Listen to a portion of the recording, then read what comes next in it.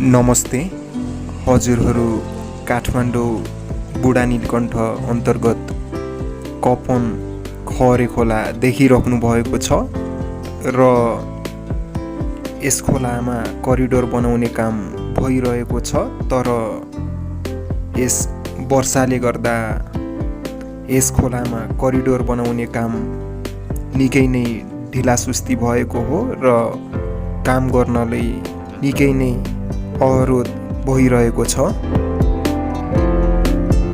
यस कपन खहरे खोलामा धोबी खोला हुँदै सातले र मिलन चोकतर्फ काम भइरहेको छ र धोबी खोलादेखि करिडोर बनाउने काम भइरहेको हो। देख्दै हुनुहुन्छ बनेर यति समाप्त भयो र छेउमा रोड तथा फुटपाथ बनाउने काम पनि चलिरहेको छ र देख्दै हुनुहुन्छ यो सातले चोक हो र यो चोकबाट मिलन चोकतर्फ जाने बाटोमा पनि धमाधम काम भइरहेको छ। तर वर्षायामले गर्दा निकै नै अवरोध पुगेको हो।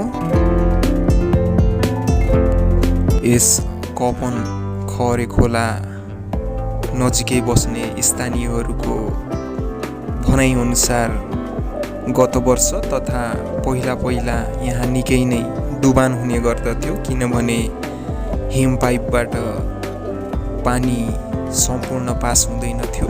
सोही कारणले गर्दा हरेक घरमा पानी पसेर दिक्क नै बनाउने गर्दथ्यो। तर यो वर्ष डुबान भएन, किनभने हिम पाइप हटाएर यस खहरे खोलालाई खोलिएको छ र करिडोर पनि बन्ने काम धमाधम भइरहेको छ र यस क्षेत्रको वर्षायामको पानीलाई पूर्ण रूपमा यस करिडोरले नियन्त्रण गर्नेछ र धोबी खोला सोही कारणले गर्दा यस क्षेत्रका स्थानीयहरू पनि निकै नै खुसी भएको देखिन्छ र यस्तै गरी काठमाडौँका विभिन्न ठाउँमा जे जति ठाउँमा यस खहरे खोलाहरूलाई पुरेर हेम पाइप लगाएर पानी फालिएको छ र डुबान हुने समस्या आउने गरेको छ।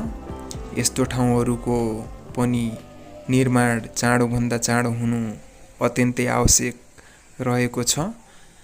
हामी आशा गरौँ कि यस कपन खोलाको काम पनि चाँडोभन्दा चाँडो समाप्त होस् र हराभरा सुन्दर रोड भएको यस कपन खहरे खोला देख्न पाइयोस्।